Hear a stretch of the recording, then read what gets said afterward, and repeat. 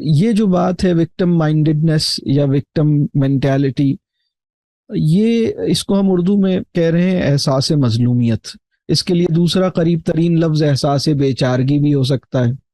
اور میں اس سے بھی پہلے ایک اور چیز عرض کروں کہ میں اپنے محدود جو بھی میرا علم اور تجربہ ہے، میں اس نتیجے پہ پہنچا ہوں کہ 3 قسم کی سائیکک کنڈیشنز جو ہیں وہ بڑی خطرناک ہیں، اور وہ اپنے فارم میں بڑی معصوم بھی ہیں. مطلب بہت معصوم ہیں اور بہت خطرناک ہیں. اور وہ 3 طرح کی سائیکک اسٹیٹس جو ہیں نا، اس میں سے ایک ہے کہ سائیکالوجی آف دا اوپریسڈ یا سائیکالوجی آف دا وکٹم، ٹھیک ہے، یا وکٹم مائنڈڈنس. اسی طرح ایک اور ہے سائیکالوجی آف دا انسیکیور، یعنی عدم تحفظ کی نفسیات. اور تیسرا ہے مروبیت کی نفسیات، یا جسے ہم psychology of the awestruck یا امپریسڈ. تو یہ تینوں میں کامن بات یہ ہے کہ یہ بظاہر بہت ایک معصوم، شریف اور اچھے انسان اور سیدھے سادے انسان اس میں مطلب اس کا شکار ہوتے ہیں. مطلب یہ بڑی خاموشی سے آتی ہے، مطلب عدم تحفظ کی نفسیات، مروبیت کی نفسیات، اور یہ احساس مظلومیت کی نفسیات. تو آج جو ہم بات کر رہے ہیں یہ ہم احساس مظلومیت کے اوپر، وکٹم مائنڈڈنس پہ بات کر رہے ہیں. یہ کیا ہے، اس کو کیسے ڈیفائن کریں گے؟ تو ہم اس کو ڈیفائن کرتے ہیں کہ ایک احساس ہے کہ میرے ساتھ زیادتی ہو رہی ہے، اور یا مجھے ویسے سازگار ماحول یا حالات میسر نہیں آئے جو میرا حق تھا یا جو مجھے ملنے چاہیے تھے، یا میری قسمت ہی خراب ہے.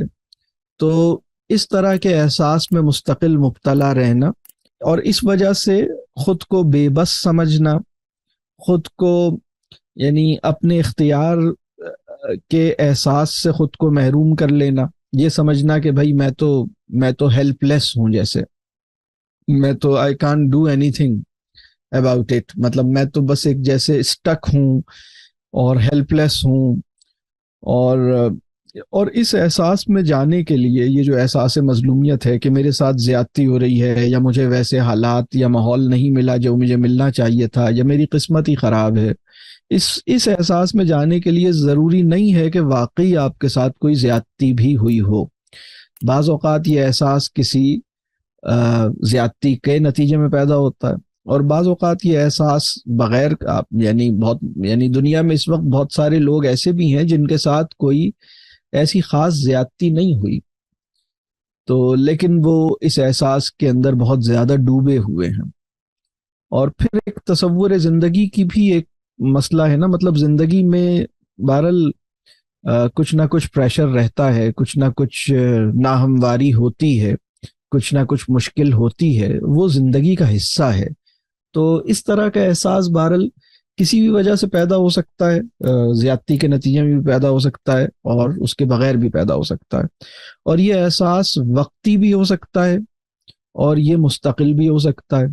اس احساس کا شکار بہت اچھے لوگ بھی ہو سکتے ہیں، اور بہت اچھے لوگ ہی ہوتے ہیں، مطلب لوگ تو سبھی اچھے ہوتے ہیں، لیکن وہ پھر ایک غلط طرز فکر اور طرز احساس کا شکار ہونے کی وجہ سے اپنے آپ کو تباہی کے راستے پہ لے کے چلے جاتے ہیں، انہیں اندازہ بھی نہیں ہوتا.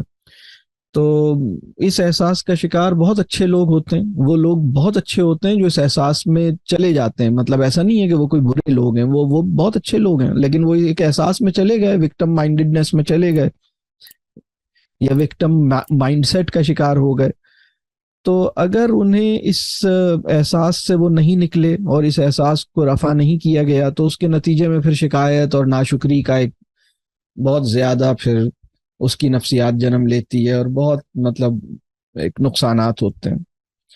تو میں اکثر یہ بات کہتا ہوں کہ کسی مظلوم کی سب سے بڑی مدد یہ ہے کہ پہلے تو اسے احساس مظلومیت میں ہی نہ جانے دیا جائے، اور اگر وہ خدا نخواستہ چلا گیا ہے تو اسے احساس مظلومیت سے باہر نکال لیا جائے.